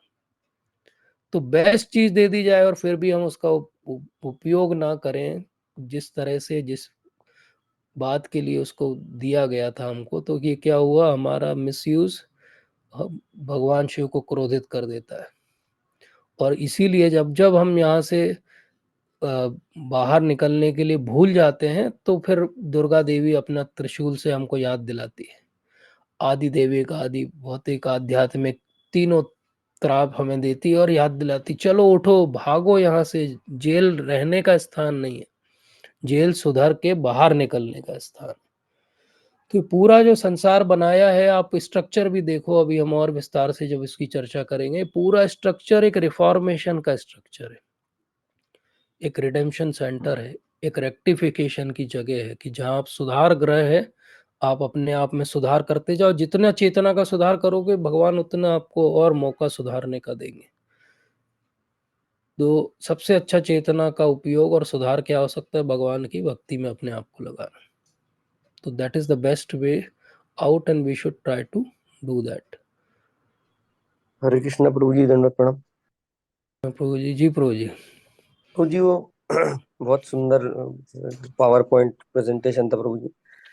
भारतवर्ष का जो आप बता रहे थे, उसमें प्रभु जी एक पूछने की चीज मुझे। जी प्रभु। ये जैसे हम भारतवर्ष में बता रहे थे कि डॉट है अर्थ, तो ये हम्म। पूरा जो भारतवर्ष का जो एरिया है, इसमें जी ऐसी बहुत सारी डॉट होंगी। और मतलब ये जो पूरा एरिया हम नहीं समझा सकते, लेकिन जैसे आपने बताया ना कि एक डिस्क में एक छोटा सा लेयर है भारतवर्ष, उस भारतवर्ष में वो छोटी सी डॉट है। और हाँ आगे के जी। चैप्टर में, जैसे 19 चैप्टर में मैंने पढ़ा कि भारतवर्ष को लेके बोला है कि it is a place of fruitive activities, कर्म क्षेत्र है। यस, वही जो अभी हम बात कर रहे थे जी। तो पूरा जो भारतवर्ष जो हम नहीं जानते, वहां मतलब और भी ऐसे सारे प्लेनेट हाँ, वो जो 9 जिसका पूरे उनके सेक्शन है ना, वो सारे 9 सेक्शन जो है फ्रूटिव एक्टिविटी के सेक्शन है। केवल हमारी अर्थ नहीं है उसमें, मतलब ऑब्वियसली उस भारत। लेयर में जो हम डॉट देख पा रहे हैं, ऐसी बहुत सारे हाँ, उसमें बहुत सारे और भी असंख्य लोग जो हैं वो रहते हैं, और वो जो रह रहे हैं वो भी they are also generating credits. तो ये बेसिकली क्रेडिट जनरेशन की स्थान है, और इस क्रेडिट के आधार पे आप फिर पूरे यूनिवर्स में ट्रैवल कर सकते हो। यस। और ये जो क्या कहते हैं, भौम स्वर्ग दिया है उसमें प्रभु जी, आगे एक्सप्लेन किया था प्रभुपाद ने उसमें। हाँ तो जी। ये मतलब जैसे ही कर्म क्षेत्र से बाहर निकल गया व्यक्ति, और उसमें बताया कि ऊपर के प्लेनेटरी सिस्टम से जब उसके पायस एक्टिविटी एग्जॉस्ट हो जाते हैं, तो जो यस। बच जाते हैं, तो इन्हीं किसी एक के अलावा, भारतवर्ष के अलावा 8 किसी वर्ष में वो भोगता हाँ, है। 8 किसी वर्ष में भोगता है। जी। जैसे कि अब हम एक एग्जांपल लेते हैं कि एक एक्स पर्सन था, उसने अपना जीवन एक ह्यूमन को जैसा जीवन जीना चाहिए ऐसा जीवन जिया, हम्म। बहुत कुछ पायस भी नहीं किया, बहुत कुछ इम्पायस भी नहीं किया, तो उसका अगला लाइफ ह्यूमन बीइंग का रहेगा। हम्म। अब किसी ने अच्छे पायस क्रेडिट्स अपने लिए इकट्ठे कर लिए, तो वो पायस क्रेडिट कितने हैं उसके आधार पे वो कहाँ जा सकता है। अगर उसके पायस क्रेडिट थोड़े से ही ज़्यादा हैं, तो भारतवर्ष के अंदर जो बाकी वो हिस्से हैं, बाकी 8 हिस्से, वहाँ कहीं रहेगा। अगर उसके पायस क्रेडिट बहुत अच्छे, जैसे 100 अश्वमेध यज्ञ कर लिए, तो वो इंद्र के स्थान पे ऊपर एकदम पहुंच जाएगा। हम्म। तो इस प्रकार से जो स्वर्ग है एक्चुअली धरती या इस हिस्से को, भारतवर्ष का स्पेसिफिक हिस्से को छोड़ के सब कुछ जो है वो स्वर्ग है। जो यस। जो बिल्व स्वर्ग है, जो नीचे के लोक है, रसातल पाताल, वो भी एक्चुअली स्वर्ग ही है, क्योंकि यस। वहां भी एक्चुअली जो सेंस ग्रेटिफिकेशन है वो जो अपना स्वर्ग है जहाँ देवता निवास करते हैं, उससे ज्यादा सेंस ग्रेटिफिकेशन नीचे के लोकों में। यस। पर अंतर क्या है? ऊपर के लोकों में भगवान सूर्य नारायण के दर्शन होते हैं, और नीचे के लोकों में सूर्य नारायण के दर्शन नहीं होते, नहीं। अंधकार है पूरा। तो तो प्रभु, वहाँ मणियां हैं, नाग हैं, जिनके यस, सेल्फ अफल्जेंट हैं वो, और उससे चलता है। प्रभु जी, ये भारतवर्ष के लिए जो प्रे करते हैं, जो डेमी गॉड्स ऊपर के, यस। यस जो प्रार्थना बताई है उतने सारे, यस यस यस। तो वो भारतवर्ष पूरे मतलब उस पूरे जोन को बोला होगा कि ये पर्टिकुलर, ये जो डॉट की हम बात कर रहे हैं इसकी बात नहीं कर रहे, वो पूरे नहीं, भारतवर्ष। इसकी डॉट की बात नहीं कर रहे, वो पूरे भारतवर्ष की बात कर रहे हैं जहाँ पे नर नारायण ऋषि की पूजा होती है और नारद मुनि उनका स्तुति करते हैं, तो वो गुरु जी पूरे यहाँ भारत। जैसे चैतन्य यस महाप्रभु इसमें आए हैं, जैसे ये वाली जो डॉट हम जानते हैं, तो ऐसे वो यस। सारे उसमें गए होंगे कि अब ये तो बहुत नहीं, स्पेशल ये तो नहीं, क्योंकि वो बहुत स्पेसिफिकली कहीं उन्होंने ऐसा डिस्क्राइब नहीं किया, तो अपन एक्स्ट्रापोलेट नहीं कर सकते। है। बट ये अपन जान सकते हैं कि जिनके पास क्रेडिट हमसे ज़्यादा अच्छे होंगे, उनकी बुद्धि प्रखर होगी हमसे ज़्यादा, तो शायद वो उस बात को समझ जाते होंगे कि उनको क्या करना चाहिए जीवन में। बट जैसे अपन देखते हैं कि इवन स्वर्ग में भी ज़्यादातर देवता भोग में ही व्यस्त रहते हैं। तो हम्म। इसलिए ये भी प्रेडिक्ट करना कि कोई अगर भोग भूमि में है तो वो भोग करेगा, मतलब कोई बहुत आवश्यक नहीं है। मैंने एक जगह पढ़ा है जहाँ पे मुझे ये डाउट था, एक्चुअली आई वाज सर्चिंग, कि अगर हम ऐसा कहते हैं कि यहाँ से बाहर निकलने का रास्ता केवल धरती से होके जाता है, तो फिर बाकी लोगों का क्या होता है? क्या वहाँ पे कोई भी डिवोटी नहीं है क्या? हम्म। तो उसका अंडरस्टैंडिंग जीव गोस्वामी के माध्यम से जो समझ में आता है वो ये है कि ऐसा नहीं है।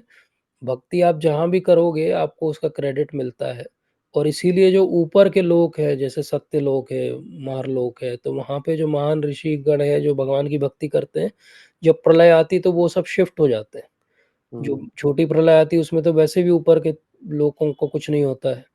जब बड़ी प्रलय भी आती है तो वो सब शिफ्ट हो जाते हैं। अगर ब्रह्मा जी भी जो भगवान के भक्त हैं अगर वो, तो वो भी भगवान के धाम में क्षीर सागर में शिफ्ट हो जाते हैं। तो उनका स्पेस जो लोकेशन है वो डिस्ट्रॉय हो जाता है, बट उनकी आइडेंटिटी डिस्ट्रॉय नहीं होती। तो इस तरीके से भगवान की भक्ति कहीं भी कोई करे, ऊपर से लेके नीचे तक किसी भी लोक में, उसको उसका क्रेडिट और उसका एडवांटेज तो मिलेगा ही मिलेगा। तो फिर हम ऐसा क्यों कहते हैं कि धरती पे या भारतवर्ष में क्या ऐसी स्पेसिफिक बात है जो वहाँ पे ऊपर नहीं है?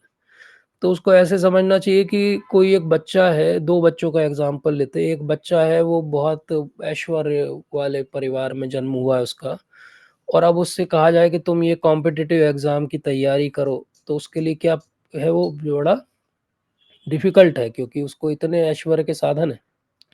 और एक दूसरा बच्चा है जो बहुत लिमिटेड रिसोर्सेज में रह रहा है, तो उसको एक अंदर से ज़ील रहती है करने की कि हाँ, मुझे तो करना ही पड़ेगा क्योंकि कोई और ऑप्शन नहीं। हम्म। ऐसे ही जब हमारे जो भी एन्जॉयमेंट के साधन हैं और हमारा जो भी टाइम लिमिट है एन्जॉयमेंट का वो इतना कम है कि बहुत ईज़ी है हमारे लिए समझना कि 100 साल मैक्सिमम हम जिएँगे, उस 100 साल में भी एन्जॉयमेंट के साल कितने निकल के आएँगे और कितने दिन आएँगे। इसलिए ज़्यादा अच्छा है कि एन्जॉयमेंट के पीछे मत भागो, भक्ति करके फाइनल एन्जॉयमेंट के पीछे भागो।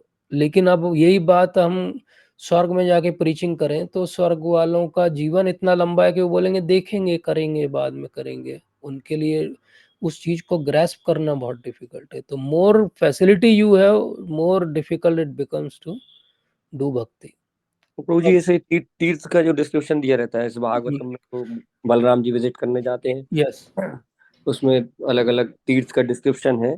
यस। तो ये जो डिस्क्रिप्शन है वो as a cosmic cosmos as a whole को लेके, मतलब इस पॉइंट भारतवर्ष के बारे में बात कर रहे हैं, वो ये वाले पॉइंट में जहाँ हम रह रहे हैं, या फिर वो अलग उनके बारे में अलग दिया हुआ है जो इसी नहीं, मतलब। जब वो यहाँ पे आ रहे हैं तो वो केवल यहीं के तीर्थ स्थानों की जो धरती पर है उन्हीं की बात कर रहे हैं। अच्छा। क्योंकि उसमें डिस्क्रिप्शन में कहीं भी ऐसा नहीं आता है कि वो कहीं बाहर की बात कर रहे हैं।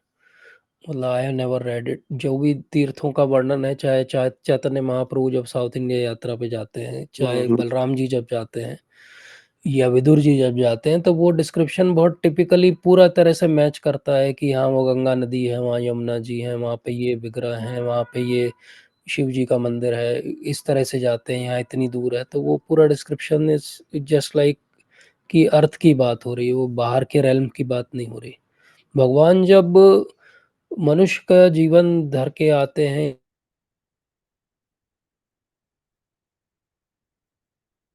वॉइस ब्रेक हो गया प्रभु जी।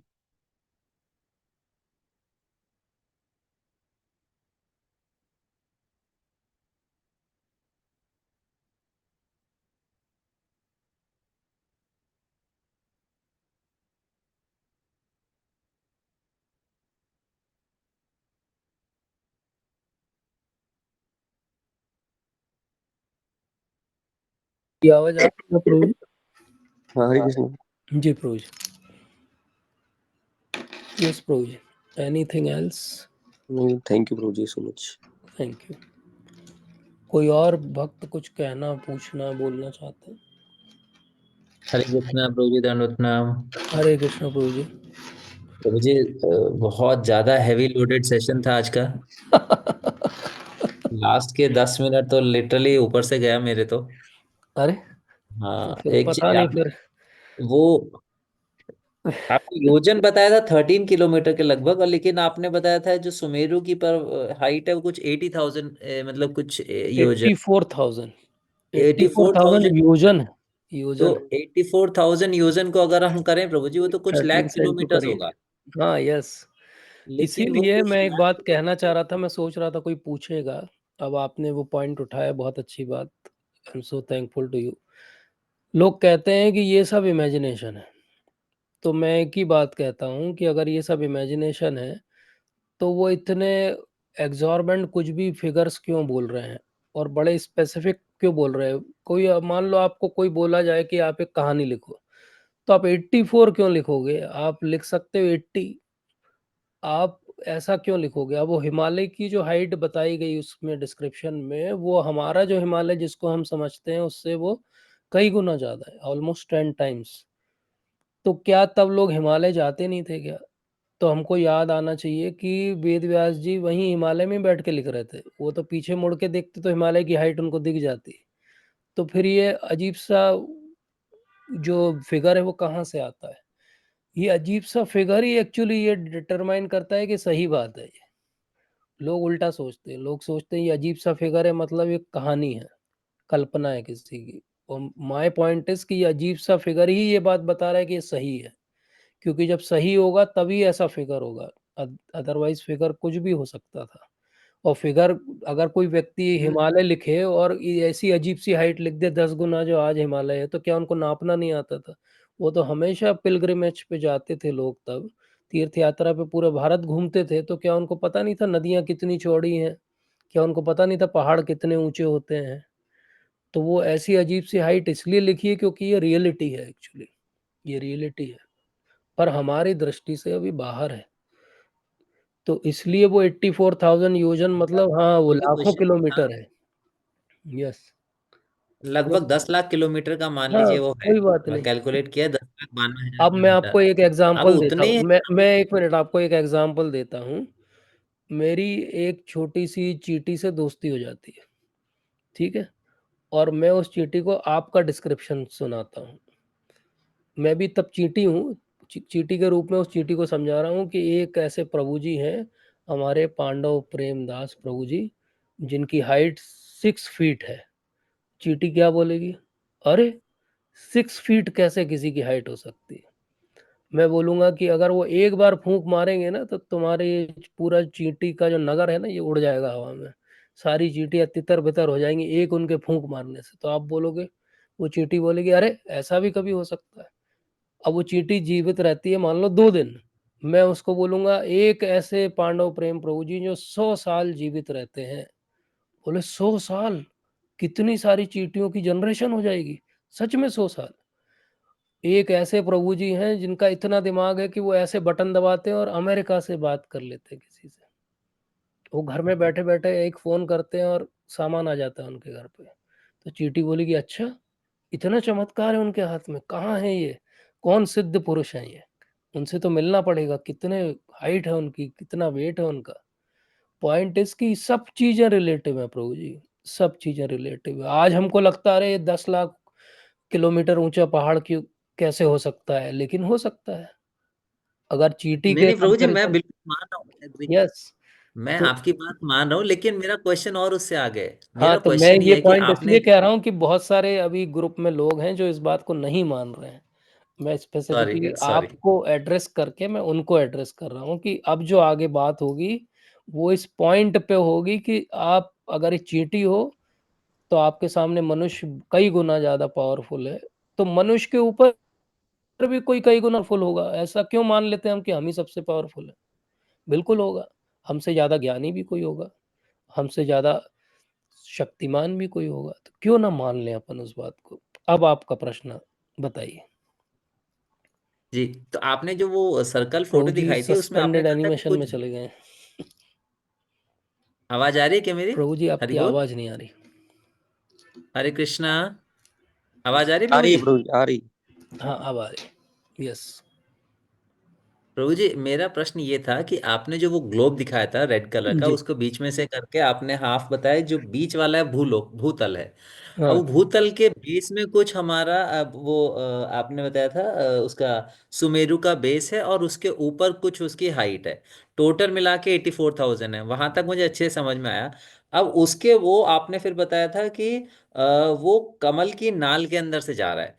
तो अब उसके नीचे के जो 7 लोग हैं और उसके ऊपर के 7 लोग, अब हमारी जो पृथ्वी है एक्चुअली, वो आपने बताया था वो जो वर्ष जो 7 घेरे बन गए हैं, उसमें हमारी पृथ्वी वहां पर फ्लैट में है।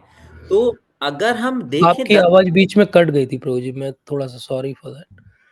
तो आपने वो बताया ग्लोब को तो हमने प्रभु जी बीच वो में से वो वाली स्लाइड डायसेक्ट दिखाइए किया। ना, वो वाली स्लाइड, वो शायद हाँ थर्ड या फोर्थ लास्ट स्लाइड है वो।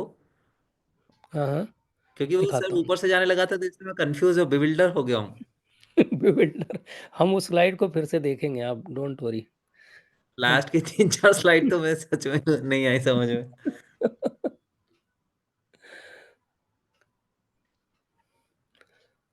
आप कौन सी स्पेसिफिक स्लाइड की बात कर रहे हैं प्रभु जी?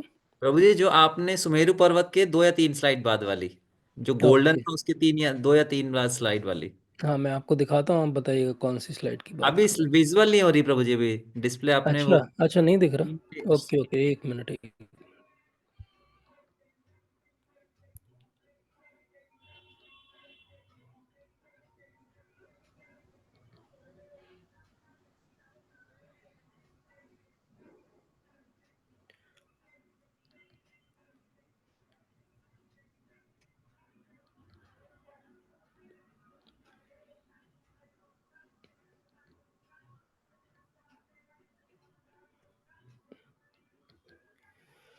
तब तक कोई और प्रश्न है तो उसको ले सकते हैं। तो मैं 1 मिनट पावर पॉइंट ऑन कर रहा हूँ, वो तो मेरा थोड़ा सा टाइम। प्रश्न ये था हाँ प्रभु जी। जी कि जी। जो ग्लोब है उसी के अंदर हमारा ये प्रेजेंट ब्रह्मांड है। प्रेज हाँ हाँ, ग्लोब के अंदर भी जो नाल है, जो नाल है उसके अंदर हमारा पूरा ब्रह्मांड है। हाँ, वो जो ग्लोब भी नाल नहीं। की लेंथ कितनी है, पहला प्रश्न एक तो ये है। ग्लोब का डायमीटर। नाल की लेंथ के लिए ब्रह्मा जी जब जन्म हुआ उनका, तो उन्होंने भी सोचा कि मैं इसका और शोर थोड़ा हाँ, वो नाप दोनों लेता हूँ। ऊपर गए थे ब्रह्मा, वो स्टोरी भी। ब्रह्मा जी को भी नहीं मालूम। हाँ। तो that is the Brahma ji answer. कई कई वर्षों तक दैट जाते गए थे। उसके उसके बाद किसी ने आज तक अटेम्प्ट नहीं किया है कि नाल को नापे कोई। अच्छा, और इसलिए नाल दूसरा। का कोई डिस्क्रिप्शन नहीं। अच्छा यस। अच्छा, वो नाल के अंदर ही जब हमारे जो ब्रह्मांड है, और आपने जो दिखाया था, जो एक इमेज, हाँ ये सेकंड इमेज। देखिए, ये अब दिख रहा है प्रभु जी? इसके आगे वो 7 चक्कर आपने काट दिए थे, वो इससे पहले था या बाद में हाँ था? हाँ, मैं दिखाता हूँ आपको, मैं दिखाता हूँ। ये देखिए, ये बीच का जम्बू द्वीप है हमारा। ये जी। इसमें 7 चक्कर कट चुके हैं। आपको 7 चक्कर देखने स्लाइड हैं चेंज तो। हुई नहीं आपकी? आपकी स्लाइड चेंज नहीं हुआ, वो फुल स्क्रीन नहीं गया अभी? नहीं, फुल स्क्रीन में नहीं कर रहा हूँ क्योंकि मैं साइड से आपको। अच्छा, हाँ, ये वही वही वाली, हाँ, ये इससे ये 2-3 स्लाइड अब इसमें जो दिखाया आपने। 1 मिनट, मैं यहाँ से समझाता हूँ प्रभु जी। यहाँ से समझ में आएगा। ये देखिए, जी इस बीच वाला जो डिस्क है वो जम्बू द्वीप है। अब जी बीच जी वाला डिस्क है एक्चुअली, क्योंकि वो बीच में तो पानी है नहीं, बीच जी में तो माउंट है। जी ठीक है। तो बीच वाला डिस्क है, जो हमारी सारी कहानी है वो इस बीच वाली डिस्क की है। जी। इसके बाहर जो जो कटे हुए हैं रिम्स, वो अलग हैं। वो ठीक अलग है। है। अब ये एक ऐसा ही पिक्टोरियल उसका बिल्कुल बिल्कुल, अंडरस्टैंडिंग ये कि समझ ये में आ गया सबसे था। बीच का जम्बू द्वीप है। जी। इसकी बात कर रहे थे हम। अब अब इसमें और एक्सिस है एक, हमारा। हाँ। ये देखिए, ये राइट। सुमेरु बीच में और ये जम्बू द्वीप है। जी इसके आसपास के वो जो कंसेंट्रिक सर्कल थे वो सब हटा दिए अपन ने इसमें। जी ये बेसिकली बैकग्राउंड रिमूवर ऐप है, जी उससे जी मैंने जी जी बैकग्राउंड हटा दिया उसका। जी जी। तो अब ये माउंट सुमेरु है और ये अब इसमें जम्बू द्वीप। ब्रह्मा जी का समझ में आ गया था। हाँ, आगे ऊपर ब्रह्मा जी हैं, ये जी माउंट बिल्कुल। सुमेरु है। और जी नीचे जो जम्बू द्वीप बीच वाला जो डिस्क है, अब जी उसके अलग अलग सेक्शंस होंगे। ये इससे समझिए, इससे और अच्छे जी से समझ में आएगा। जी ठीक है। जी जी तो जी ये जो बात मैं 2 बार मैंने कही कि ये डिस्क की थिकनेस है, डिस्क कोई पतली सी चीज नहीं है। जी इसकी इतनी थिकनेस है कि वो पूरा जो है बिल स्वर्ग है वो सब उसके अंदर हैं डिस्क के, डिस्क के जी बाहर नहीं है नीचे। फाउंडेशन है वो सुमेरु की इतनी गहरी। जी तो ये हमने देखा था 84,000 योजन इसकी हाइट जो हमें दिखाई देती है और 16,000 वो अंदर धंसा हुआ है। 16,000 योजन वो अंदर उसकी फाउंडेशन है। जी प्रभु जी। आप अगर ये इमेजिनेशन भी है तो बड़ा मैं एक्चुअली इंटरेस्टिंग। विजुअलाइजेशन ही कर रहा हूँ, मैं माइंड में हाँ, प्रयास कर रहा हूँ कि नहीं विजुअलाइजेशन। मैंने एक इसका वीडियो बनाया है और मैं आपको शेयर करूँगा। मैं एक्चुअली आज अब इसमें दिखाना चाह रहा अर्थ पे था जो लेकिन आते हैं प्रभु जी, वो लास्ट हाँ, की जो 4-5 स्लाइड है उसमें, वो वो वाला मैं शायद मिस कर गया। वो हाँ, पता नहीं अब हम कैसे मिस। आते हैं ये देखिए। अब अब हम आते हैं इस पे, रुकिए मैं यहाँ से समझाता हूँ आपको। देखिए ये हम बात कर रहे हैं, भारतवर्ष दिख रहा है। जी जी जी, यहाँ से ये ये। ये पूरा डिस्क है जिसकी बीच की डिस्क की बात हम कर रहे थे और वो जी अलग-अलग पहाड़ों से अलग-अलग सेक्शंस में ऐसे डिवाइडेड है और उसके अलग-अलग जी वर्ष हो जाते हैं। ये अलग-अलग जी वर्ष में अलग-अलग तरह के लोग जो हैं वो रहते हैं। भारतवर्ष सबसे नीचे है जो 9,000 योजन का है, फिर हज़ार-हज़ार योजन के इसके टुकड़े हो जाते हैं 9। उन 9 जी। 9वाँ जो टुकड़ा है वो उस पे एक जो डॉट है वो अर्थ है। उस पे जो एक डॉट है ऐसे देखिए, ये अर्थ है, ठीक है? नाउ इट इज़ यही नहीं क्लियर। समझ आ रहा था। हाँ, ये हो गया क्लियर। मतलब वो सीडी का सबसे पेरिफेरी का हिस्सा है ये, तो जो सेंटर बीच वाला वाली हमारा डिस्क। वो था जम्बू द्वीप, उसमें लाइंस कहाँ से आ गई ये वाली? ये उसमें अब लाइन्स हैं, ये। ये डिविजन्स हैं वहाँ पे। ये डिविजन्स बने हुए हैं, ये ट्रेंचेस टाइप के डिवीजन है बट इनमें पानी नहीं है अंदर। ये ट्रेंचेस टाइप के डिवीजन है। अब मैं अर्थ के बारे में अभी और कंफ्यूज नहीं करना चाहता। अगले सेशन में हम देखेंगे कि ओके। अर्थ कैसे हमको ग्लोब जैसी दिखती है और कैसे ये चारों तरफ से समुद्र से घिरी हुई दिखती है और चारों तरफ हमें स्पेस दिखता है जब इस तरह से है इसकी पोजीशन। तो तो इसलिए हम जब मान लीजिए हब्बल टेलीस्कोप से देखते हैं, हाँ, तो ये जो हमें ब्लैक वगैरह अभी जो हमारा जो डार्क मैटर आपने फिगर हाँ, इमेज दिखा, डार्क एनर्जी दिखाया था, यस। वो हमको इस ग्लोब के अंदर वाले साल्ट ओशियन है जो इसको हम ये समझ सकते हैं उसको ऐसा। नहीं, ये स्पेस है, ऊपर का जो खाली स्थान है वो हमको दिखता है। वो मैं ओके। आपको अगले सेशन में अंदर से नाल से जब गर्भोदक्षाई विष्णु के एंगल से हम चीज़ों को देखेंगे तो कैसा दिखेगा, वो एक बहुत सुंदर एक पिक्टोरियल डिपिक्शन है, वो मैं और आपको यहाँ नेक्स्ट से मैं सेशन आगे में बिविल्डर हो गया, यहाँ पे मुझे समझ नहीं आया आगे नहीं कुछ भी कोई प्रभु जी। बात नहीं, इस ये आगे Let's- वाला फिर से रिपीट होगा प्रभु जी। ये सब अच्छा रिपीट यहाँ होने वाला है। ये सब। ये सबसे इम्पोर्टेंट स्लाइड है।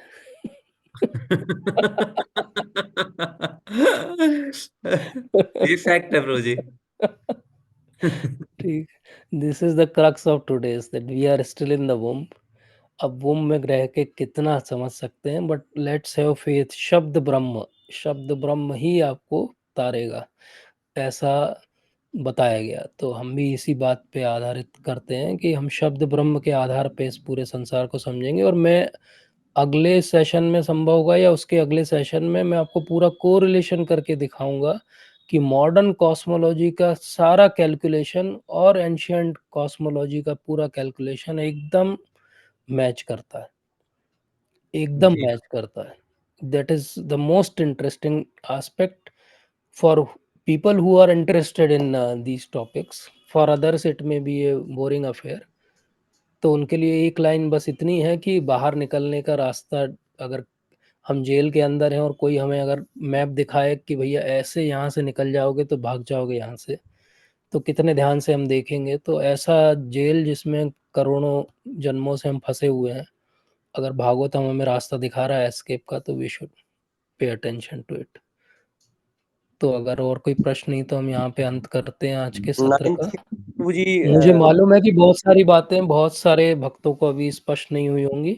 हम अगले सेशन में फिर शुरू से बात करना चालू करेंगे और फिर हम वापस आगे बढ़ेंगे और हम पूरा प्रयास करें, अपने तरफ से भी पढ़ें भागवत के इस सेक्शन को और मैं भी अपनी पूरा प्रयास करूँगा प्रभुपाद और गुरु महाराज की कृपा से कि हमको ये टॉपिक अच्छे से और समझ में आए। क्योंकि एक बार इसको समझना ही पड़ेगा जीवन में। इस बार नहीं समझेंगे तो अगले जन्म में समझना पड़ेगा। तो बेहतर है इसी जन्म में समझ लें। तो आप सबको प्रभु जी, अगर आपकी बहुत-बहुत क्लास में नहीं समझे फिर कभी समझ भी नहीं पाएंगे, ऐसा मुझे लगता है। नहीं, नहीं ऐसा कुछ नहीं है प्रभु जी। मैं जो भी आपसे बात कर रहा हूँ मैंने पिछले सत्र में भी कही थी, मेरी कुछ बनाई हुई नहीं है। बहुत अच्छी बुक्स हैं प्रभुपाद के शिष्यों ने लिखी है, दानवीर स्वामी महाराज प्रभुपाद के शिष्य हैं, उन्होंने पुस्तक लिखी। एक सतपुता दास प्रभु जी हैं, माइकल क्रीमो, उन्होंने बुक्स लिखी है। फिर उसके पवनेश्वर प्रभु जी है, उन्होंने बुक्स लिखी है, महाराज के डिसाइपल हैं। तो इस तरह से इन बुक से, भूरिजन प्रभु जी की बुक से, उससे हमने जितना हमारी बुद्धि में समझ में आया उतना हमने प्रयास किया।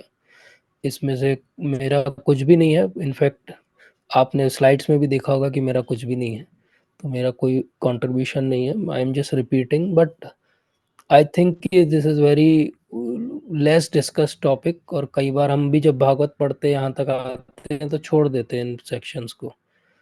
तो क्यों ना एक बार कोशिश करें कि शायद समझ में आ जाए। तो अगले सत्र में मैं आपको एक वीडियो भी दिखाऊंगा। एक्चुअली वो वीडियो मैं इसी सेशन में दिखाना चाह रहा था, फिर मुझे लगा कि बहुत ओवरवेलमिंग हो गया। तो एक जो भी हमने आज बात की है उसको एक वीडियो के फॉर्म में कंपाइल किया है, वो अगले सेशन में हम उस वीडियो से ही बात चालू करेंगे। तो आप सबका बहुत बहुत धन्यवाद। वाञ्छाकल्पतरुभ्यश्च कृपा सिन्धुभ्यैव च पतितानां पावनेभ्यो वैष्णवेभ्यो नमो नमः। श्रील प्रभुपाद की जय, ग्रंथ श्रीमद् भागवतम की जय। हरे कृष्णा।